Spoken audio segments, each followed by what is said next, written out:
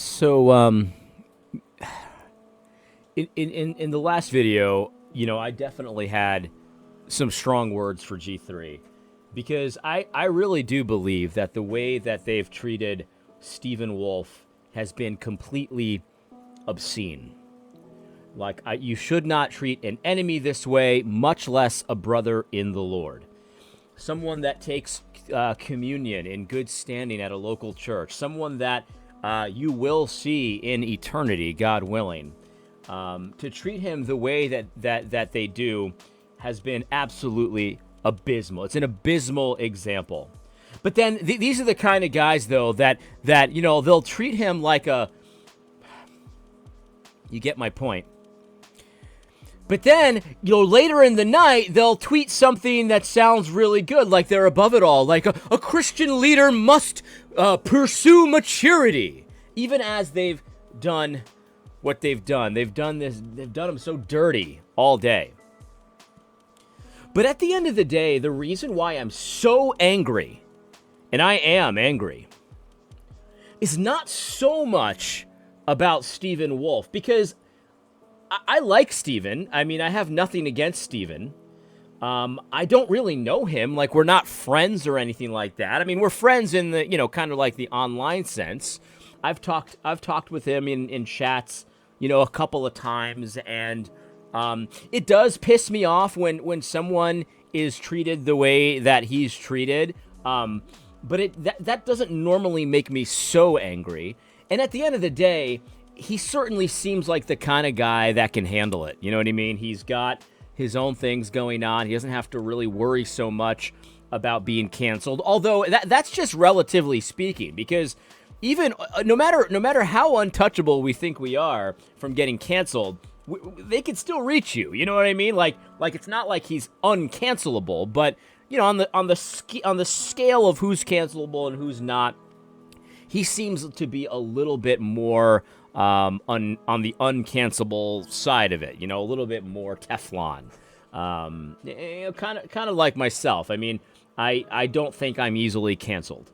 That doesn't mean that it's impossible to cancel me, right? So when people ridicule me or treat me poorly or things like that, I don't really complain about it at all. You know what I mean? You never see me whining about the hate mail that I get or the threats that I get or things like that. I don't complain about that stuff. You never hear about them because it's just not, something that I'm interested in telling you about. So anyway, that's not what makes me so furious at G3 and their allies, the people that kind of, are in that orbit.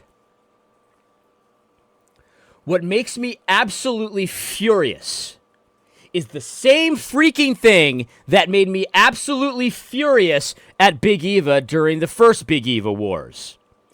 And that is the regular people that are affected by this obscene treatment of Stephen Wolfe. Because when you treat Stephen Wolfe the way you've treated him, you're also treating thousands and thousands of other regular people that are just in the pews, that are in your churches,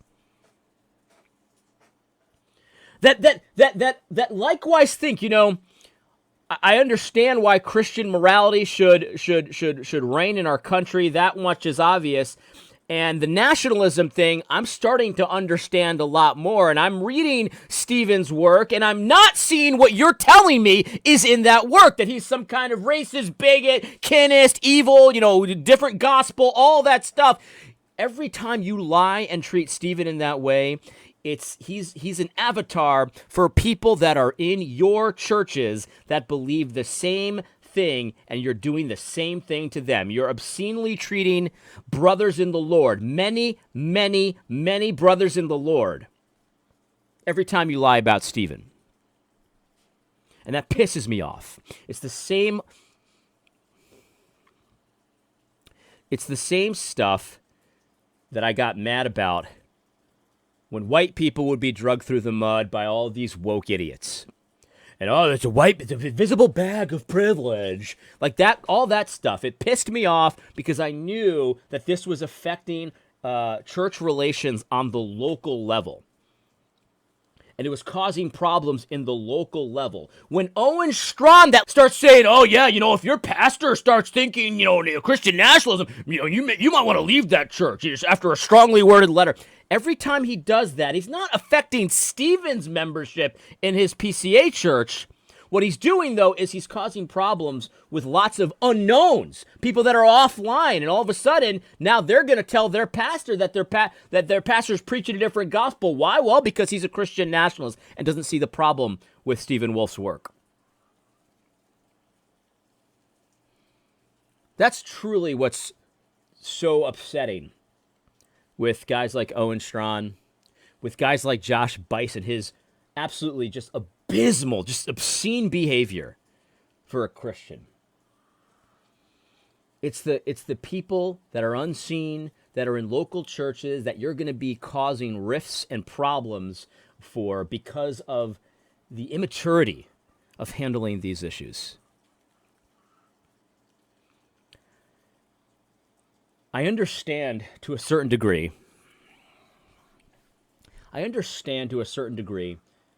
feeling nervous about some of the things, some of the topics, some of the questions that something like Stephen's book and others bring up to mind, right? Like some of what is a nation, right? A nation.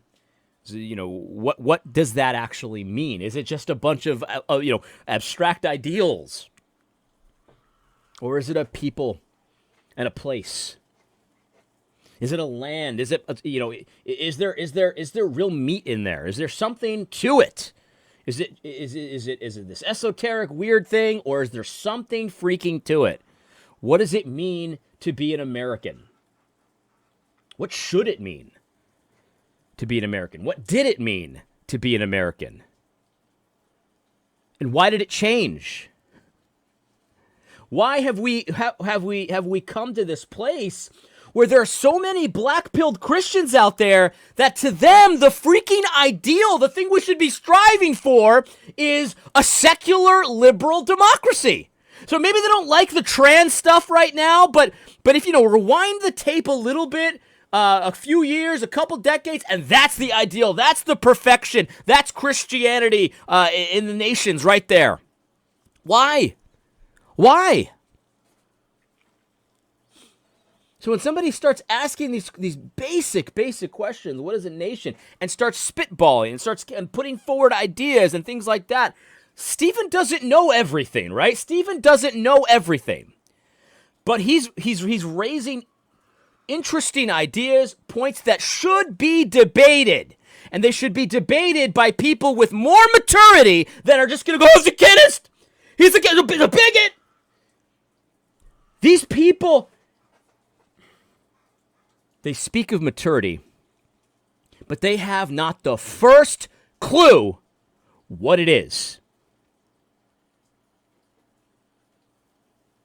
It's all superficial to them. If you post a meme, you're automatically immature. Meanwhile, those meme posters are handling this issue, which to them, when they first heard it from Stephen or whoever they heard it from, it probably didn't sit well with them either, because they grew up in the same environment that I grew up, where we were brainwashed. The dogma was secular liberalism. Anything else was bigoted. Anything else was Christo-fascist. Everything else was inappropriate for America. So they probably, these memers that you think are the most immature people around, they heard the same thing, and they felt the same feelings that you guys feel, where it's like, oh man, that sounds like, I don't know, it sounds like it might be racism, because that's how we were programmed to think. We were programmed to think in that way, where anyone talking about, ethnicity, what is ethnicity, what is a nation, how does it, what are we talking about here? We had the same feelings, but we were mature enough to not just shriek like a freaking out of control woman the way you guys have.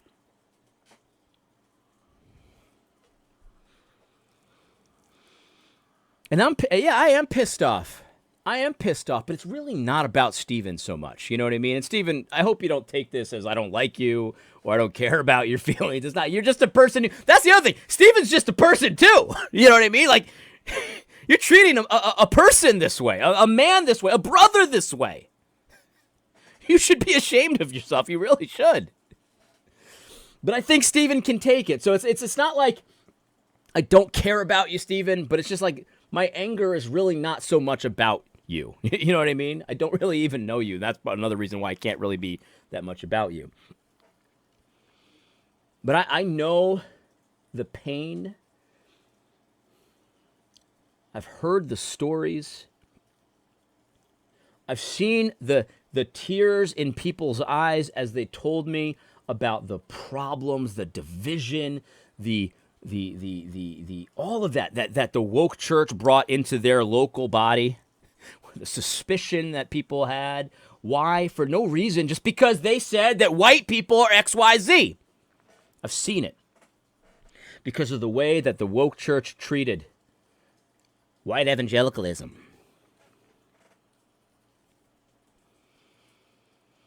And it's repeating itself.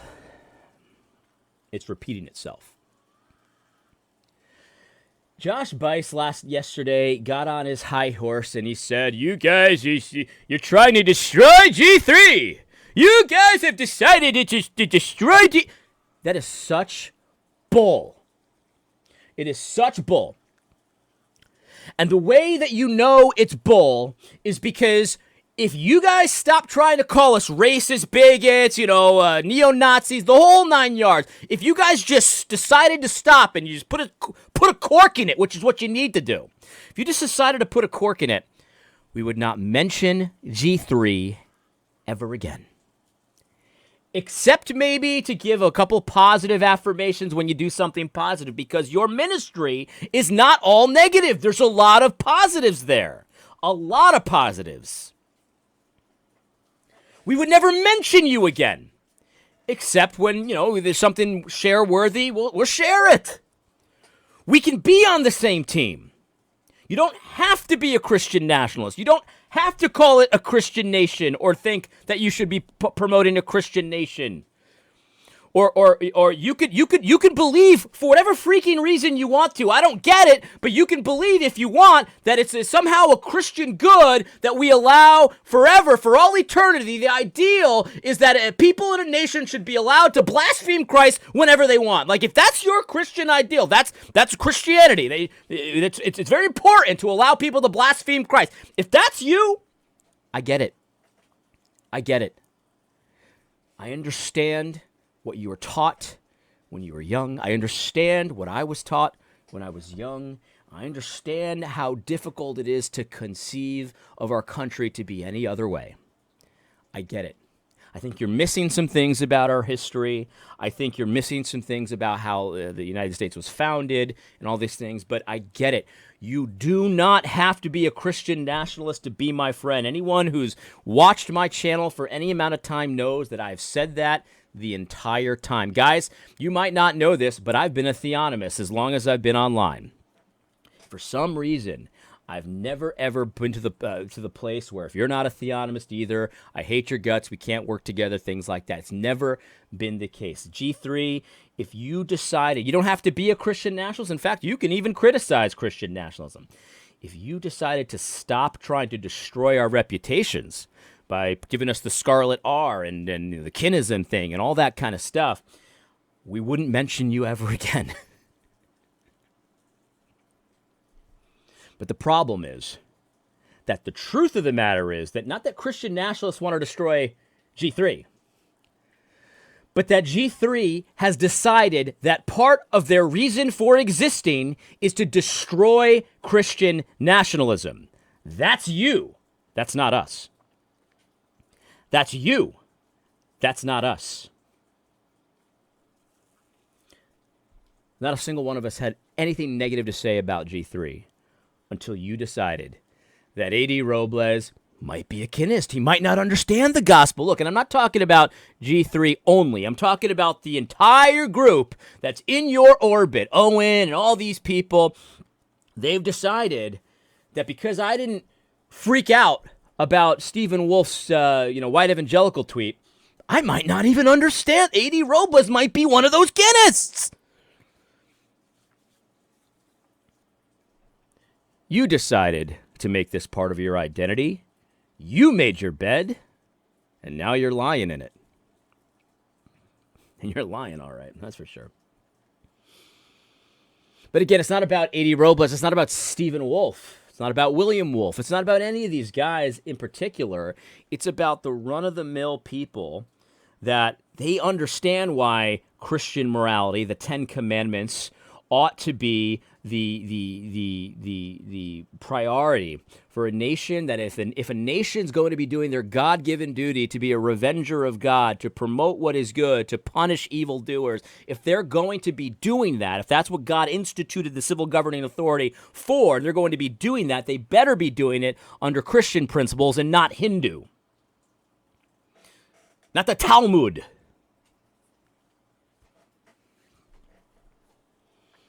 So they understand that.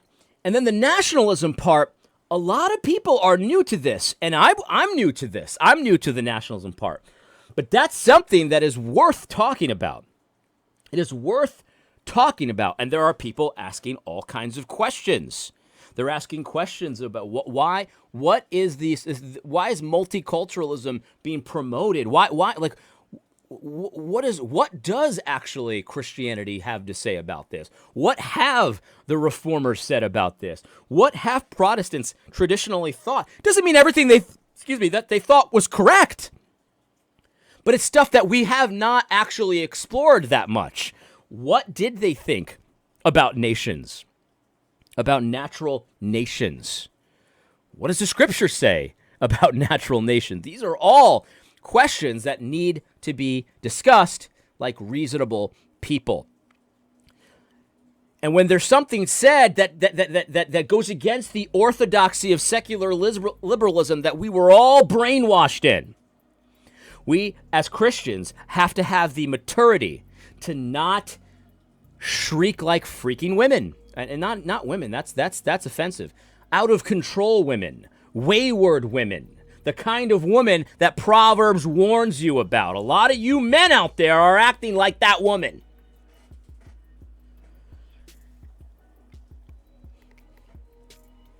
And I'm afraid to say, G3, your mission is to help the church. You are hurting the church in this area. Because what you are doing is going to cause all kinds of divisions at the local church level, all kinds of suspicion at the local church level, broken relationships at the local church level, because there's going to be people that can be like, I don't really see the problem with what Stephen's saying. I mean, I understand it sounds unusual or new, but it's not really.